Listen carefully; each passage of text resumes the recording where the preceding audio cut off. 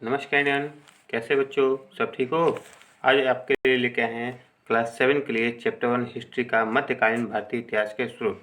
तो ध्यान से बने रहिए। मध्यकालीन भारतीय इतिहास के स्रोत, इसको बताने से पहले थोड़ा सा बता देते हैं बैकग्राउंड में कि आपने इतिहास पढ़ा था। इतिहास किसे कहते हैं, इतिहास को जानने के स्रोत कौन कौन से, और प्राचीन काल, मध्यकाल, आधुनिक काल, जो इतिहास को 3 खंडों में बांटा गया है, जिसमें मध्यकाल को हम लोग पढ़ते हैं क्लास 7 में। तो स्टार्ट करते हैं। मध्यकालीन भारतीय इतिहास के स्रोत से पहले ये बेसिक जानकारी दे लेते हैं, उसके बाद स्टार्ट करते हैं चैप्टर को। ओके, नमस्कार इंडियन, कैसे बच्चों? सब ठीक हो? आज लेके आए हैं आपके लिए हिस्ट्री का चैप्टर 1 क्लास 6, क्लास 7 और क्लास 8 तीनों का, क्योंकि इतिहास का जो पहला चैप्टर है वो तीनों का एक ही कॉमन है। थोड़ा सा उसमें जहाँ अलग होगा उसको हम अलग अलग पार्ट कर देंगे, और फिर क्लास 6, 7, 8 तीनों को पार्ट बाय पार्ट कर देंगे ताकि तीनों क्लास के बच्चे इस इतिहास के पहले चैप्टर को समझ पाएंगे। तो सबसे पहले चलते हैं, इतिहास कहते किसे हैं। इति मतलब बीती, हास मतलब कहानी। जो इतिहास लिखते हैं, इति मतलब बीती, हास मतलब कहानी। बीती हुई घटनाओं को इतिहास कहते हैं। इतिहास का अर्थ क्या होगा? इति मतलब बीती, हास मतलब कहानी।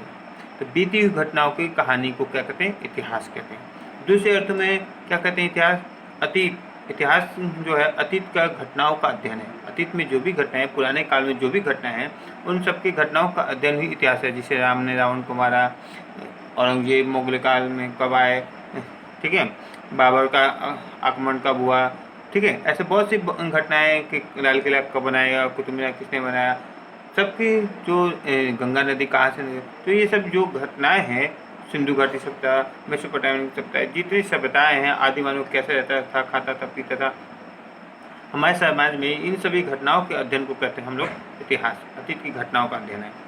यह एक ऐसी चित्रात्मक पहली है। चित्रात्मक मतलब पहले के जो चित्र के माध्यम से, आदि मानव तो लिखना पढ़ना जानते नहीं थे, तो चित्र के माध्यम से वो अपनी भावनाओं को व्यक्त करते थे पत्थरों पर, शिलालेख जिसे कहते हैं, जिसे पाषाण काल भी कहते हैं, जिसमें इतिहासकार और पुरातत्व जो विधि होता है, पुरातत्व वैज्ञानिक जिसे कहते हैं, पुरातत्वविद अतीत की एक संपूर्ण चित्र के रूप में जानकारी को ढूंढते हैं। मतलब क्रम बाई क्रम अतीत की घटनाओं को ढूंढते हैं, और समस्त विश्व में इतिहास के 3 खंडों में बांटा गया।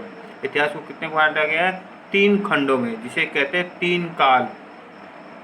पहला है प्रथम काल, प्राचीन काल, दूसरा है मध्यकाल, द्वितीय काल, और तीसरा आधुनिक काल, जिसे कहते हैं तृतीय काल। फिर से सुन लीजिए, इतिहास को 3 खंडों में बांटा गया। इतिहास को जानकारी करने के लिए ये 3 खंड है। पहला है प्राचीन काल, प्रथम काल, द्वितीय काल जिसे कहते हैं मध्यकाल, तृतीय काल आधुनिक काल। प्राचीन काल, मध्यकाल जिसे क्लास 6 में पढ़ना है, मध्यकाल, द्वितीय काल जिसे क्लास 7 में पढ़ना है, आधुनिक काल जिसे कहते हैं तृतीय काल क्लास 8 में पढ़ना है। इसलिए हमने बोला कि तीनों चैप्टर को एक साथ लेके चलते हैं। अब जब ये प्राचीन काल का होगा तो क्लास 6 के लिए अटैच कर देंगे, मध्यकाल का होगा क्लास 7 में अटैच कर देंगे, और आधुनिक काल होगा तो क्लास 8 में अटैच कर देंगे। वहाँ से आपका सब्जेक्ट का अलग अलग हो जाएगा। तो समझ पा रहे? तो सबसे पहले चलते हैं कि इतिहास को जानने के स्रोत। तब तो इन तीनों काल के बारे में, क्योंकि इतिहास को जानने के स्रोत वो तीनों में कॉमन है। जो कॉमन है वो पहले बता देते हैं, और जो कॉमन नहीं है उसको पार्ट बाय पार्ट अलग कर देंगे। तो इतिहास को जानने के स्रोत 2 हैं, ठीक है। तो पहला है साहित्यिक स्रोत, मतलब साहित्य, जो बड़े बड़े ग्रंथ लिखे गए, पुराने जो ग्रंथ है, धार्मिक ग्रंथ कहते हैं, ऐतिहासिक ग्रंथ कहते हैं, जीवनी ग्रंथ कहते हैं, यह गल्प साहित्य, ऐसे बहुत से ग्रंथ हैं जिनके पढ़ने के बाद हम इतिहास को जान सकते हैं। धार्मिक ग्रंथ रामायण, महाभारत, वेद, पुराण, ठीक है, कुरान है, बाइबिल, इन घटनाओं को भी पढ़कर, इन ग्रंथों को भी पढ़कर हम लोग इतिहास के बारे में जानकारी प्राप्त कर सकते हैं। उसके बाद जीवनी ग्रंथ, महात्मा गांधी, सुभाष चंद्र बोस, नेता बाबर, हुमायूं, अकबर, इन सब की जीवनी ग्रंथ से भी हम लोग इतिहास को जानकारी कर सकते हैं। उस साल में कैसे लोग रहते थे, क्या खान पान है, उनका रहन सहन, पोशाक, सब चीज़ की जानकारी हम लोग इतिहास में पढ़ सकते हैं, जानकारी कर सकते हैं। ये है साहित्यिक स्रोत, जिसे साहित्यिक साक्ष्य भी कहते हैं। दूसरा है पुरातात्विक स्रोत। पुरातात्विक स्रोत मतलब जो खुदाई के दौरान प्राप्त होते हैं, जैसे सिंधु घाटी सभ्यता है, मेसोपोटामियन सभ्यता है, हड़प्पा की सभ्यता है, ऐसे बहुत से सभ्यताएं जहाँ पे खुदाई किया गया और तब मालूम चला कि वहाँ पे बहुत सी मिले। जैसे अभिलेख, अभिलेख में तो शिलालेख, पत्थरों पे लिखने वाला, ताम्रपत्र, ठीक है। उसके बाद मुद्राएं, जो स्मारक भवन, मूर्तियाँ, वहाँ पे पड़े हुए चावल के दाने, कपड़े, हड्डी, ऐसे बहुत वस्तु, जानवरों के अवशेष, तो यह पुरातात्विक स्रोत, इन तत्वों के अवशेषों से हम लोग प्राप्त करते हैं कि ये किस काल में बना हुआ, कार्बन 14 पद्धति मतलब कार्बन की मात्रा से पता करते हैं ये किस काल में बना हुआ, इसका उपयोग कैसे लोग करते थे, उनका रहन सहन जीवन कैसा है। तो ये साहित्यिक स्रोत और पुरातात्विक स्रोत, इतिहास को जानने की 2 स्रोत है। लेकिन इसके अतिरिक्त तीसरे स्रोत को भी इसमें अटैच किया गया है, जिसे पूर्णतः मान्यता दे नहीं दिया गया है, लेकिन इसको भी पढ़ सकते हैं। वो है विदेशी यात्रा का विवरण।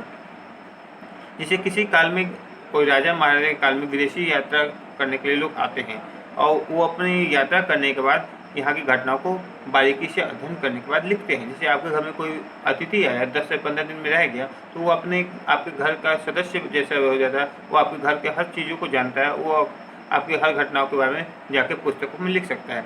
लेकिन इसे पूरी सटीक नहीं माना जा सकता, क्योंकि हो सकता है राजा महाराजा के डर से उस काल में उसने राजा महाराजा की पढ़ाई के बारे में लिखा हो। जैसे मुगल काल में जितने भी आपको लेखक है, तो उन सब ने मुगल काल की बड़ाई ही लिखा है, बुराई तो किसी ने लिखा नहीं।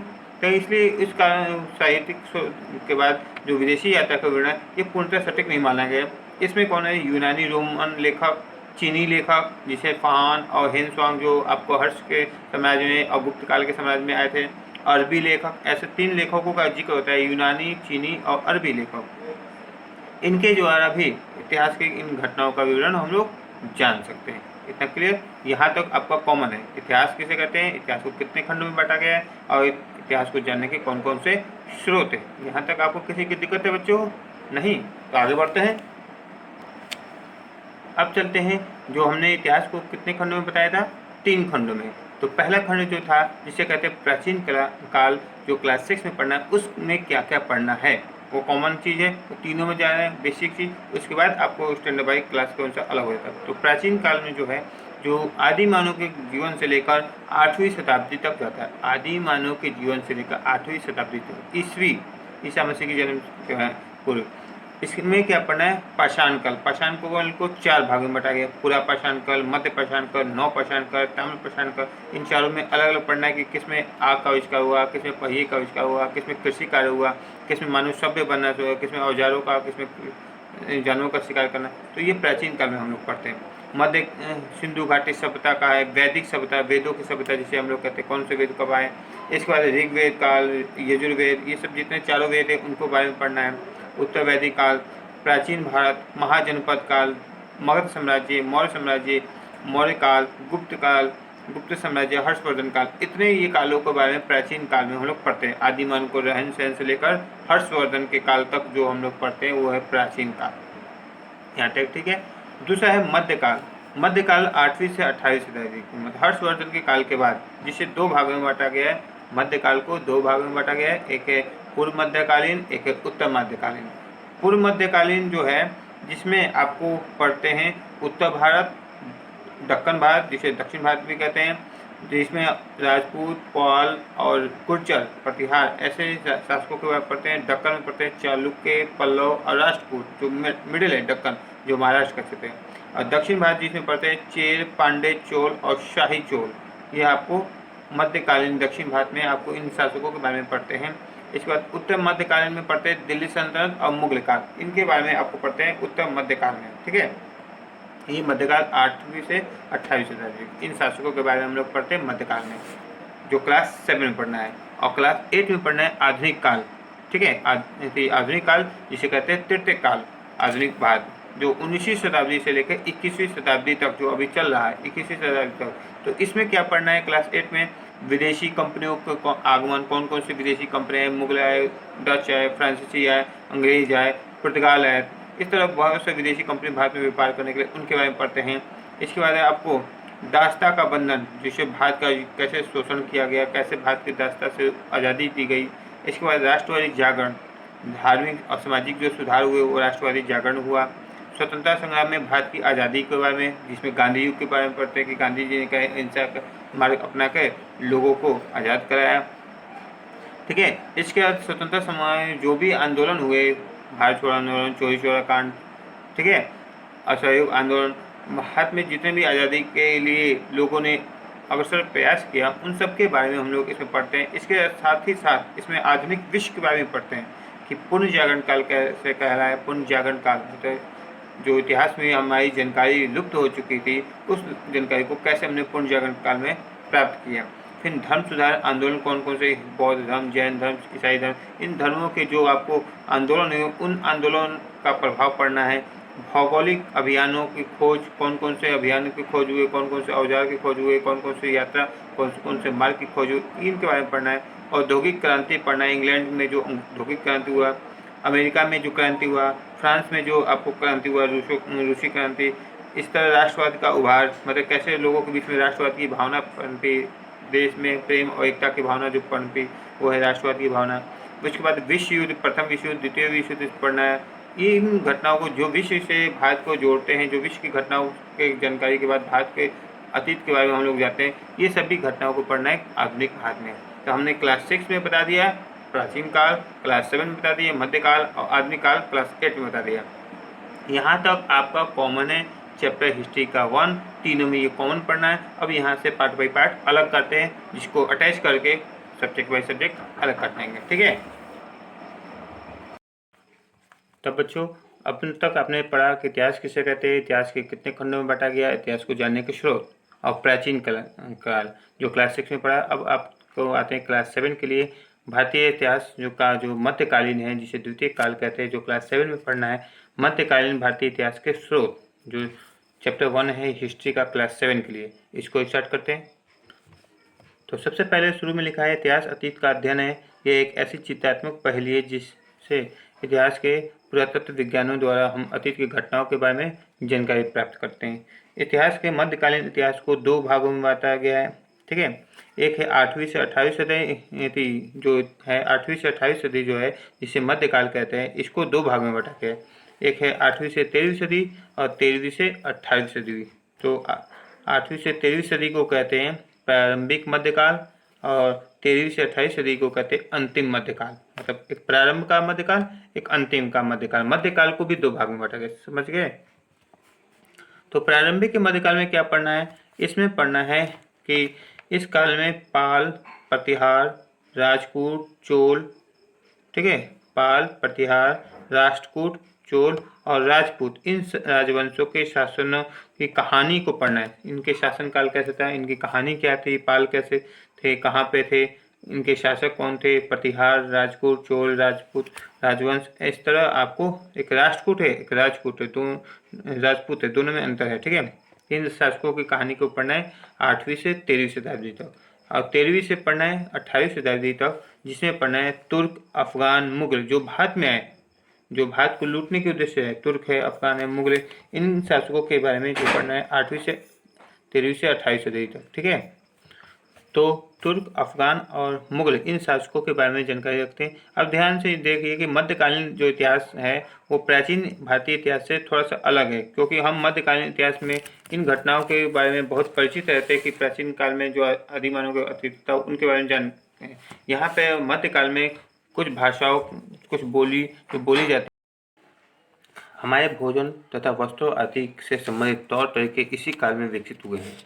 हमें प्राचीन काल के अपेक्षा मध्यकाल के बारे में जानकारी अधिक होती है, ठीक है। प्राचीन काल में तो हम लोग उतना नहीं जानते, क्योंकि आदि मानव के काल में कुछ लिखित तो था नहीं, ठीक है। तो इस वजह से मध्यकालीन के बारे में हम लोग ज़्यादा जानते हैं। उस वक्त पुस्तकें थी, पुरातत्व से बहुत से खुदाई से प्राप्त हो चुके थे, ठीक है। इसी तरह मध्यकाल को जानकारी प्राप्त करने के लिए भी इसके भी 2 स्रोत हैं, जिसे हमने बताया था। प्राचीन काल के 2 स्रोत हैं, पुरातात्विक और साहित्यिक। इसके भी 2 हैं, पुरातात्विक स्रोत और साहित्यिक स्रोत।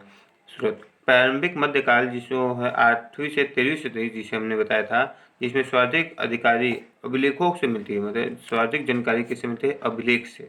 जो बहुत से अभिलेख लिखे, जिसमें शैलखंड अभिलेख क्या है, अभिलेख जो खुद से लिखे हुए हैं, और जो पत्थरों पे, ताम्रपत्र पे, शिलालेखों पे, इस सब पे लिखा होगा। तो अभिलेख शिलाखंडों पे, ताम्रपत्रों पे लिखे गए लेख हैं, जो पूरे भारत में गांव में, मंदिरों के खंभों में पाए जाते हैं।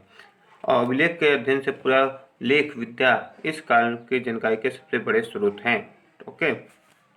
अब आते हैं 13वीं शताब्दी के बाद लेखन के लिए कागजों का इस्तेमाल होने लगा। उससे पहले कागज तो था नहीं, 13वीं शताब्दी में भारत में कागज का उत्पादन होने लगा। इसलिए आज हमारे पास अनेकों पुस्तकें हैं इतिहास को जानने के लिए, लेकिन उस जमाने में इतिहास को जानने के लिए पुस्तकें नहीं थी।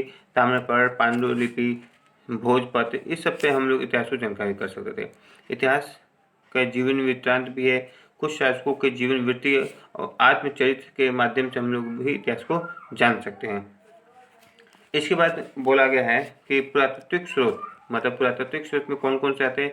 स्मारक, मंदिर, अभिलेख, सिक्के, बर्तन, औजार, हथियार, आभूषण, भौतिक वस्तुएं शामिल हैं जो हम लोग दैनिक जीवन में उपयोग करते हैं। उन सभी को पुरातात्विक स्रोतों से प्राप्त करते हैं। ऐतिहासिक स्रोत में कौन कौन से थे? शासकों और साम्राज्यों से संबंधित ऐतिहासिक वृत्त, जीवन वृत्ति, आत्मकथाएं और साहित्यिक कृतियाँ, यात्रियों के द्वारा रचित विवरण, ये सब साहित्यिक स्रोत में आते हैं। तो पुरातात्विक स्रोत समझ गए, साहित्यिक स्रोत समझ गए। अब इसमें बोला है कि भारतीय इतिहास को 3 खंडों में बांटा गया, प्रथम काल, द्वितीय काल और तृतीय काल, जिसकी चर्चा हमने पहले ही कर चुके हैं। तो आगे बढ़ते हैं। अब मध्यकाल के कुछ पुरातात्विक स्रोत दिए, जैसे मंदिर, कोणार्क मंदिर है, माउंट आबू है। कोणार्क मंदिर कहाँ है? उड़ीसा में। माउंट आबू कहाँ है? राजस्थान में। कुछ किले हैं, किले में दिया है चित्तौड़गढ़, दिल्ली का लाल किला, आगरा का लाल किला। मकबरा में दिया है ताजमहल है, दिल्ली का स्थित हुमायूं का मकबरा है। मस्जिद है जामा मस्जिद और मोती मस्जिद। जामा मस्जिद कहाँ है? दिल्ली में है। स्तंभ, कुछ स्तंभ भी दिए गए, जैसे विजय स्तंभ है, कुतुब मीनार है। महल दिए गए, जयपुर का, जैसलमेर का, ये सब महल है।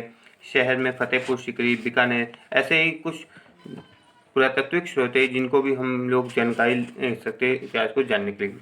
इसके बाद मध्यकालीन के कुछ ऐतिहासिक स्रोत है, ये पुरातात्विक स्रोत है, उनके एग्जाम्पल। अब मध्यकाल के साहित्यिक स्रोत है, जो बहुत से हमने बताया कि साहित्यों को लिखा गया, उन साहित्यों को भी हम पढ़ के इतिहास को जान सकते हैं। जैसे पृथ्वीराज रासो द्वारा लिखी गई पुस्तक का नाम है चंद्रबाई, ठीक है। राजतरंगिणी द्वारा लिखा हुआ पुस्तक का नाम है कलहड़। शाहनामा के द्वारा लिखा गई फिरदौसी।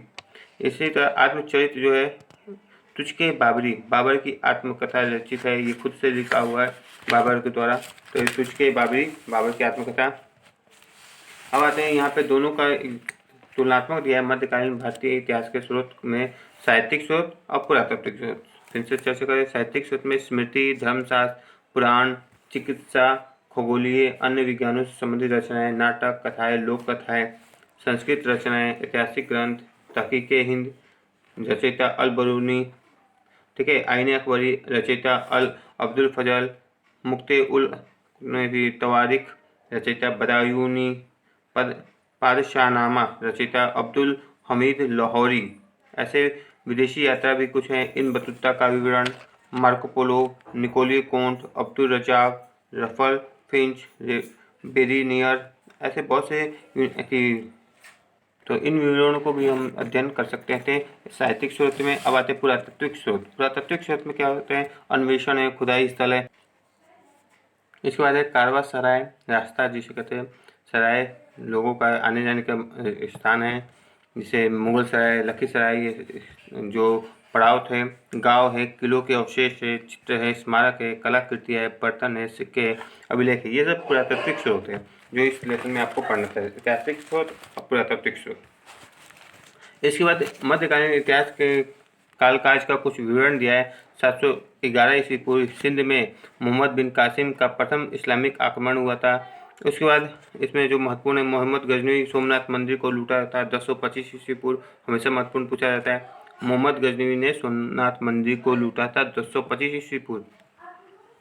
कुतुबुद्दीन ऐबक द्वारा गुलाम साम्राज्य की स्थापना 1206 में है।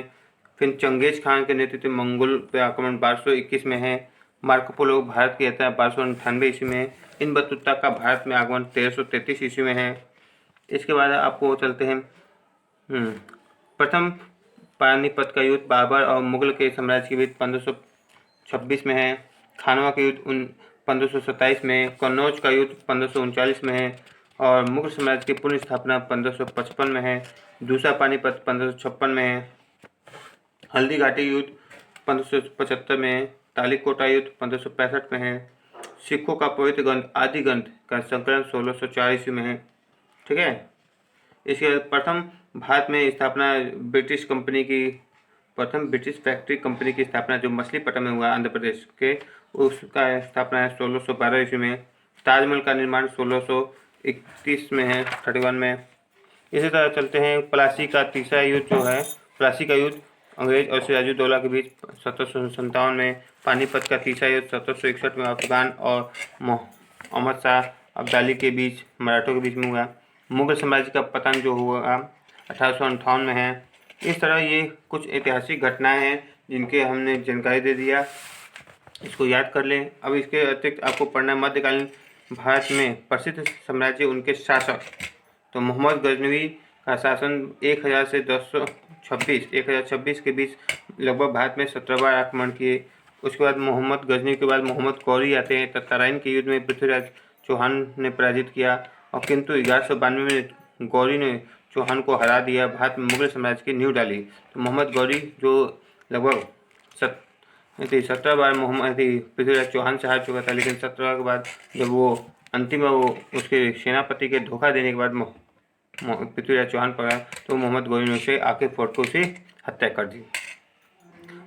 और यहाँ तक उनकी पत्नी को भी ऐसी कि मोहम्मद गौरी ने अपने सैनिकों को भेज दिया। और उसके बाद गौरी की मृत्यु के उपरांत